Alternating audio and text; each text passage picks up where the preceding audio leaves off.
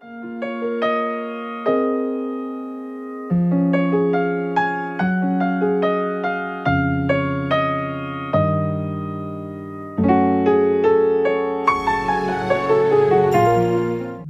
je vous salue dans le nom de notre Seigneur Jésus-Christ de Nazareth et je suis content d'être devant vos écrans pour vous communiquer de la part du Seigneur la pensée que le Seigneur a mis dans mon cœur pour partager avec son corps qui est son Église. Aujourd'hui, je voulais parler sur la volonté de Dieu. La volonté de Dieu, c'est une nourriture pour nous les chrétiens. Si un enfant ne mange pas, il va avoir quoi? La coche au corps. La coche au corps peut l'entraîner dans la mort. Jésus, dans le livre de l'Évangile de Jean, chapitre 4, 34, Jésus a dit que ma nourriture, c'est de faire la volonté de mon Père. Jésus a comparé la volonté de Dieu comme une nourriture. Si un chrétien n'arrive pas à faire la volonté de Dieu, donc quelque part, tu ne manges pas. Notre corps se nourrit avec aussi une autre volonté de péché. Mais l'esprit se nourrit avec la volonté de la parole de Dieu. Et j'ai vu encore un autre exemple dans la Bible toujours. Jésus, ils étaient assis en train de prêcher devant la foule. Dans le livre de Marc 3, 31 à 35. Jésus devant la foule. Jésus est assis avec ses disciples, il prêchait la foule. Et dehors, c'était qui? La maman de Jésus et ses frères. Et il y a des disciples qui s'approchaient de Jésus et disent que Seigneur, ta mère et tes frères sont dehors. Jésus a dit, qui est ma mère? Qui est mon frère? Ce sont les gens qui font la volonté de mon Père. Ce sont les gens qui sont assis autour de moi. C'est-à-dire que mon frère, laisse-moi te dire quelque chose de très riche. C'est bien, ils disent que je suis sœur en Christ, frère en Christ. Est-ce que tu arrives à faire la volonté de Dieu? Est-ce que tu es assis auprès de Jésus dans sa parole? Lisez toujours la Bible. J'ai déjà touché beaucoup les exemples, ce que nous lisons dans la Bible. Souvent, nous palpons, nous louper ça sans avoir le discernement de bien entrer dans la pensée du Seigneur. Un jour encore, Jésus-Christ s'est fait entrer dans la maison de Marthe et Marie. Vous connaissez l'histoire des frères de Lazare. Quand Jésus est entré, c'était quoi? Jésus est entré dans la maison. On a vu Marthe. Il est en train de préparer la nourriture pour Jésus. Selon nous, les êtres humains, c'est bon, ce n'est pas mauvais. Quand tu reçois quelqu'un ou quelqu'un dans votre maison, tu dois exercer l'hospitalité. Comme on a vu, Marthe avait cette tendance de l'hospitalité. Mais Jésus, il était assis dans la maison, il prêchait la parole. Mais sa sœur, Marie, il était assis dans le pied de Jésus. Tellement, Marthe, il était beaucoup de travail. Ils étaient bien troublés. Comment je dois tout servir? Jésus, il marche avec la foule, ses disciples aussi. Il vient auprès de Jésus, Seigneur, si tu peux permettre à ma sœur de m'aider. Jésus a dit quoi? Marthe, Marthe, tu t'inquiètes pour beaucoup de choses, mais ce que ta sœur a choisi, c'est bien. Personne ne peut l'ôter. Tu sais, quand je lis ma Bible, j'ai médité cette verset, je vois vraiment que Jésus n'était pas un homme charnel. Jésus, il vivait dans une tendance spirituelle. Jésus, il n'était pas quelqu'un qui pouvait être comparé avec notre nature humaine. Jésus, en lui, on trouvait la divinité de Dieu. Jésus, il voyait par notre regard de yeux. Nous voyons les choses. Nous on était en train de juger par nos manières.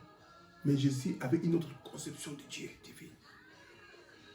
Il a dit, personne ne peut l'ôter. Il a choisi une bonne part d'écouter la parole de Dieu. C'est ça, une bonne volonté. Je peux manger la nourriture passeront. C'est pour les toilettes. Mais ce que sa sœur est en train de recevoir, ça va l'aider jusqu'à l'éternité. Ça, c'était une bonne part.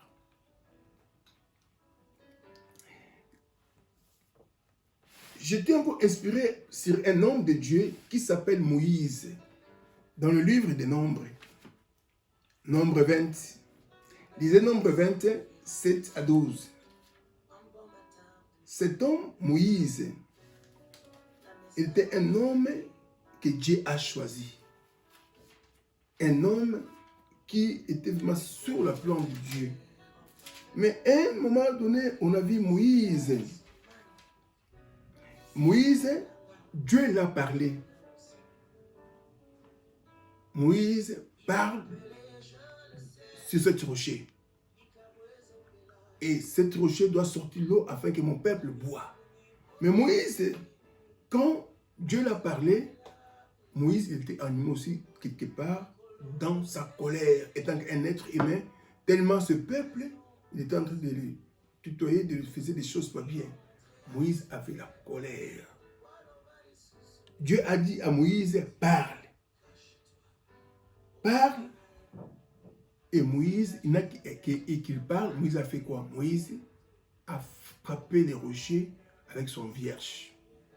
Aussi, c'est que de ces rochers, l'eau sortira pour vous. Mais malgré Moïse a frappé, l'eau a sorti. L'eau a été sortie. Et le peuple obéit. Malgré la désobéissance de Moïse, malgré Moïse n'avait pas fait la volonté de Dieu, tellement la grâce de Dieu était là, l'eau a été sortie. Et le peuple obéit. Et Dieu, après, il a récupéré Moïse. Il a dit, comme tu ne m'as pas sanctifié devant ce peuple, tu ne rentreras pas dans la terre promise. Donc, quelque part aussi, faire la volonté de Dieu, ça nous amène dans la vie de la sanctification. La Bible dit quelque chose de très riche. Sans la sanctification, personne ne verra le Seigneur. La sanctification, est lié avec de faire la volonté de Dieu. Quand on fait la volonté de Dieu, nous sanctifions Dieu. Nous glorifions Dieu. Tu sais, les anges dans le ciel, ils disent que tu es saint, tu es saint, tu es saint. La gloire est descendue. En faisant la vie de la sainteté, attire aussi la gloire de Dieu devant nous. Je lis encore une autre verset dans la Bible, toujours Matthieu 7. Jésus, un grand enseignant, un grand pédagogue, il a dit quelque chose de riche encore. Le temps de la fin, pour aussi les gens qui travaillent pour lui, pour ses serviteurs. Et il a dit quelque chose de riche, quoi. Pour voir l'importance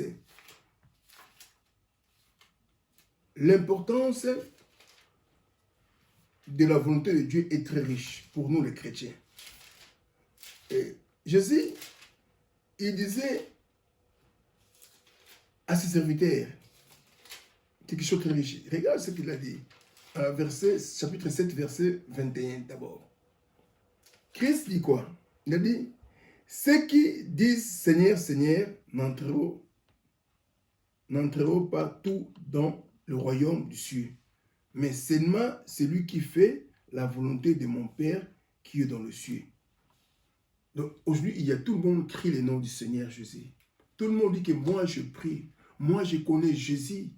Mais Jésus a dit, ce n'est pas ça qui va vous faire entrer dans le royaume du Seigneur. Mais il y a une condition, mais seulement ce qui fait sa volonté.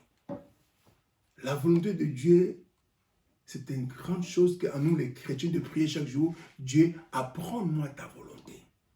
Apprends-moi à connaître ta volonté. La volonté de Dieu. C'est un grand clé pour nous tous les chrétiens. Et tu peux prêcher, tu peux faire des miracles. Les gens peuvent tomber comme nous voyons aujourd'hui dans nos églises. Les gens veulent voir les choses qui frappent les yeux des gens et afin que les gens commencent à faire la culte personnelle. Tu sais quoi, aujourd'hui l'église, moi j'aime dire quelque chose de riche. Hein? Si on connaît bien le fondement des apôtres, on connaît bien la sentiment qui était aux disciples, ils voulaient toujours élever leur maître. Les disciples ne cherchaient pas la gloire, ils cherchaient que la gloire de Christ soit élevée. Mais aujourd'hui, nous, les pasteurs, les évangélistes, les prophètes, nous cherchons notre gloire personnelle. Nous voulons être épatés des gens afin que les gens commencent à faire des cultes personnels de nous et non de Jésus-Christ de Nazareth. Et Christ a dit, ce n'est pas le miracle. Ce n'est pas puisque les gens ont crié de toi. Ce n'est pas puisque tu as guéri les gens. C'est une grâce comme il avait accordé à Moïse. Moïse a reçu la grâce devant le Seigneur aussi. Mais il n'a pas entré dans les repos du Seigneur. C'est ça, l'importance de connaître la volonté du Seigneur. Ça sauvera ton âme. La volonté de Dieu peut sauver ton âme. J'ai vu encore un homme que je lis vraiment sur la Bible. Cet homme m'a épaté encore, Job. Job a dit dans quelque chose de riche, Job chapitre 23, 12, Job a dit quelque chose de très riche. Il a dit quoi? Je dois faire plier ma volonté pour se soumettre à la volonté de qui? Du Seigneur. C'est-à-dire que nous voyons le parcours de Job. Job, quand la souffrance, les épreuves ont envahi sa vie, Job, nulle part dans la Bible, Job a commencé à dire que non, c'est les démons. Job a dit, accusé, oh c'est Dieu qui m'a fait comme ça. Non, Job était tranquille, soumise, cherchait que Dieu lui-même les révèle ce qui arrive dans sa vie. Sa femme, il a dit quelque chose de très riche. Regarde ce que la femme a dit. Sa femme lui dit, tu demeures, dans toujours Job, ici dans le chapitre 2, verset 9 à 10, sa femme lui dit, tu demeures ferme dans ton intégrité. Maudit Dieu, tu meurs. Regarde, sa femme, il se pousse son mari de maudit Dieu, tellement la souffrance était pénible. Il a perdu ses enfants, ce bien, son corps malade. Et sa femme a dit, mais moi, tu vas devenir Dieu interne comme ça. Tu arrives, tu demeures, tu fais la volonté de Dieu, de craindre Dieu, de respecter Dieu, de se soumettre en Dieu, mais maudit Dieu. Après, tu meurs. Regarde, une femme est censée. Job a dit quoi? Job répondit, tu parles comme une femme insensée. À quoi nous recevons de Dieu du bien et nous recevons aussi du mal. En tout cela, Job ne pécha point par ses lèvres. C'est ça un enfant de Dieu. Il faut veiller dans tes lèvres. Il faut veiller dans ta vie pour ne pas céder à être manipulé dans ton esprit par le diable, par les personnes. Et si nous voyons sa femme parler, est-ce que moi, pour moi, quand je lis ça, derrière la femme de Job, c'était le diable qui le pousse. Parce qu'une femme qui aime son mari, il ne peut pas dire à son mari, maudit Dieu, tu meurs. Mais quand ton mari va mourir, tu vas rester avec qui? Donc, quelque part, tu n'aimes pas ton mari. C'était le diable en personne qui était incarné à la femme de Job pour le pousser de le faire la volonté de lui afin qu'il ait maudit Dieu. Mais Job a gardé la sagesse. Nous, le peuple de Dieu, devant les épreuves, devant les difficultés, garde toujours d'être soumis devant la volonté de Dieu. Jésus, en Gethsémane, a prié afin que Dieu éloigne de lui une coupe de douleur. Jésus a fait une grande dimension de la prière, mon frère, ma soeur.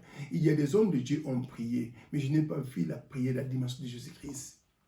Et jusqu'à les souillures ont changé de couleur de sang. Regarde la dimension de la prière. Mais sa prière pouvait même changer les dimensions de la souffrance. Mais Jésus a dit quoi? À chaque fois que je prie, je ne voulais pas que ma volonté soit faite, que ta volonté, Père, soit faite. Homme de Dieu, enfant de Dieu, tu es devant les problèmes, tu es devant les situations. Souvent, tu cherches que Dieu t'accorde une victoire dans ces problèmes. Est-ce que c'est la volonté de Dieu? Est-ce que c'est la plan de Dieu? À quoi ça nous pouvons recevoir le mal aussi et le bien? Cherche à connaître la volonté de Dieu. Ici, nous voyons c'est Job. Job avait une grande défi devant les diables, puisque les diables, ils savaient bien qu'il a parlé au Seigneur. Cet homme, il t'aime. Puisque tu les gardes, tu l'as béni. Toi aussi, tu ne sais pas ta vie. Comment? Dans le monde des ténèbres, on te réclame par les diables. Il fallait que tu renonces avec ta foi, mais garde ta foi.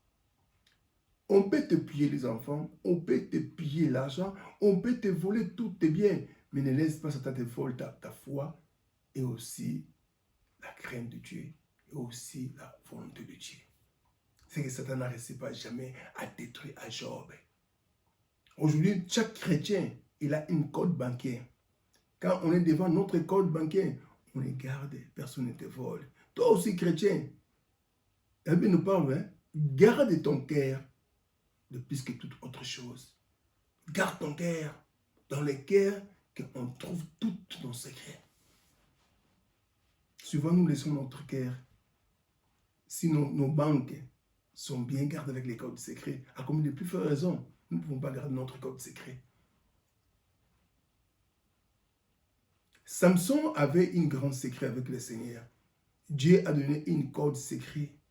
Mais Samson, un jour, il a dévalé son code secret à Dalila. C'est ça. C'est que ça passe à nous les chrétiens aujourd'hui. Ne détruis pas ta code secret de les faire la volonté du Seigneur.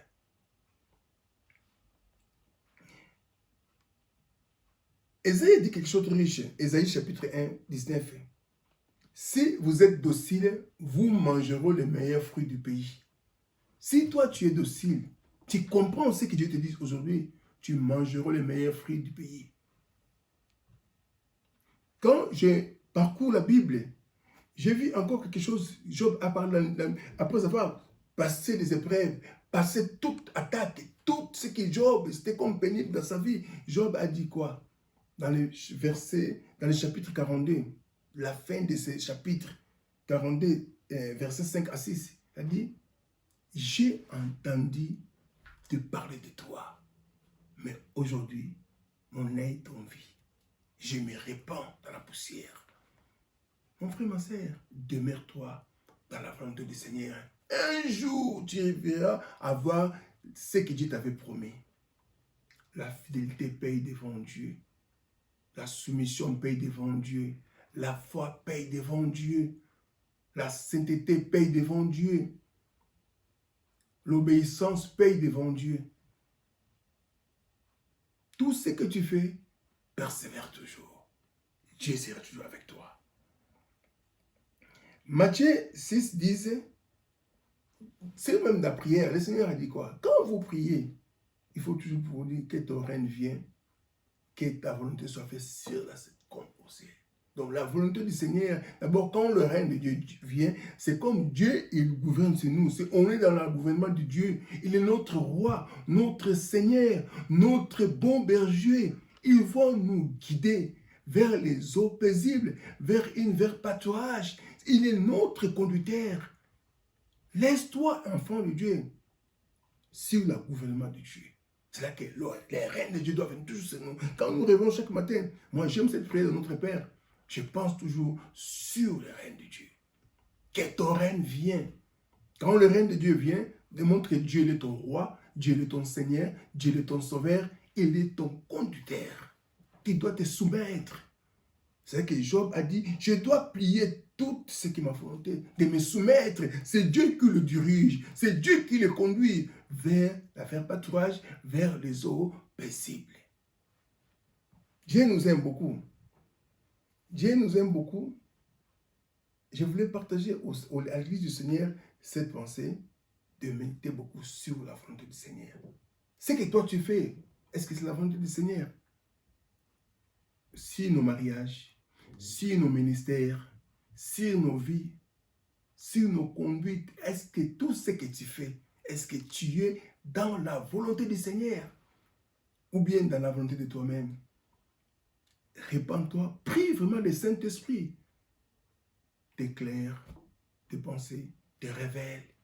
À chaque fois, nous pouvons chercher, Dieu, révèle-moi.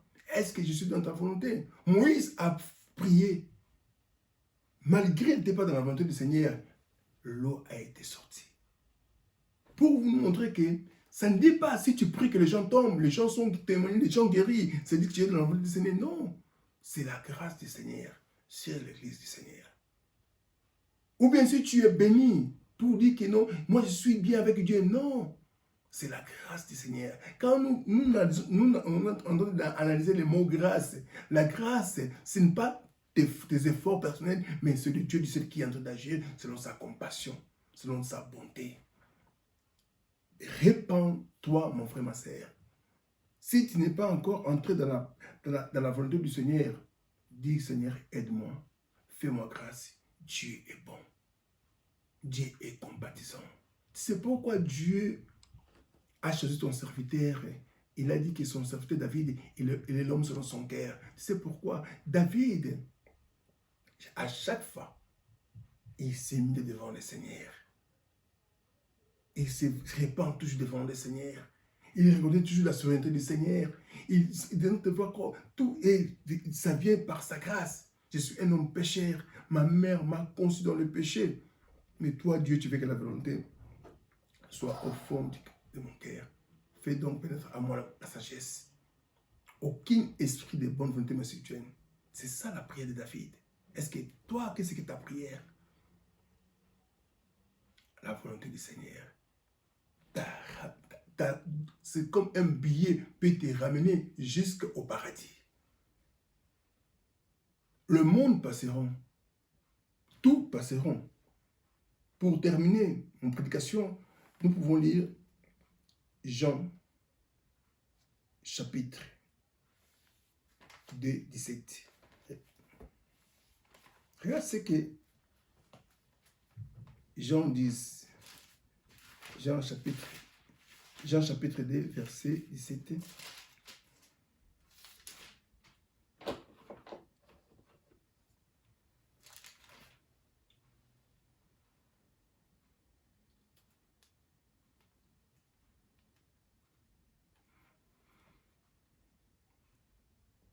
Dieu, en effet, n'a pas envoyé son Fils dans le monde pour qu'il juge le monde, mais pour que le monde soit sauvé par lui. Donc, c'est ça la volonté de Dieu. Jésus n'était pas venu pour nous condamner dans notre état en train de vivre, mais non pour nous sauver. Comment on peut être sauvé? Par ce message. Quand nous écoutons la parole du Seigneur, quand nous comprenons ce que Dieu nous parle, ça peut nous sauver. Ça ne peut pas te condamner et dire que non, non. La Bible de Jésus veut que tu te répands, tu les reçois comme son Seigneur, comme son Sauveur. La grâce toujours est là. C'est le même Jésus qui a sauvé un voleur sur la croix. Un homme qui n'a même pas prêché. Un homme qui n'a même pas eu le temps de la prière. Mais à cause cet homme avait reconnu qui est Jésus-Christ. Reconnais-le dans toutes tes voies. Est-ce que tu es dans sa volonté? Reconnais Jésus-Christ dans tout ce que tu es en train de faire. Tu es dans la volonté du Seigneur. Quand tu complotes contre tes frères, contre ton pasteur, avec tes parents, est-ce que tu fais la volonté du Seigneur? Fais ce qui est bon devant Dieu pour la sa gloire. Dieu te bénira. Merci encore. Que Dieu vous bénisse et bon dimanche. Passe une bonne semaine avec Jésus-Christ. En priant toujours sur la volonté, nous allons prier. Seigneur, nous te prions que ton Esprit Saint nous aide. Ton Esprit Saint nous remplit avec l'esprit de la connaissance à comprendre le mystère de ta connaissance, Jésus. Seigneur, fais-nous grâce à bien comprendre ta volonté. Car ta volonté, c'est une nourriture solide qui peut nous aider à te rencontrer au temps de la fin. Je vis nos ancêtres comme Adam n'a pas compris ta volonté et a créé la vie d'Adam la mort. Mais la volonté du Seigneur peut me ramener dans ton royaume. Seigneur, merci encore pour la bonne parole que tu viens de nous communiquer sur ta volonté. Nous te prions que l'onction de la parole écrase toute incrédulité, toute pensée qui t'élève sur ta connaissance. Nous l'écrasons dans le nom de Jésus-Christ. Saint-Esprit de Dieu, prends la contrôle. L'endroit où je n'ai pas bien parlé, viens aider ton peuple à mieux comprendre la parole de Christ. Merci pour ta sainte présence. Nous te prions au nom de Jésus. Merci aussi à vous de partager la vidéo et de vous abonner et aussi de liker. Et Dieu vous bénisse et bon dimanche.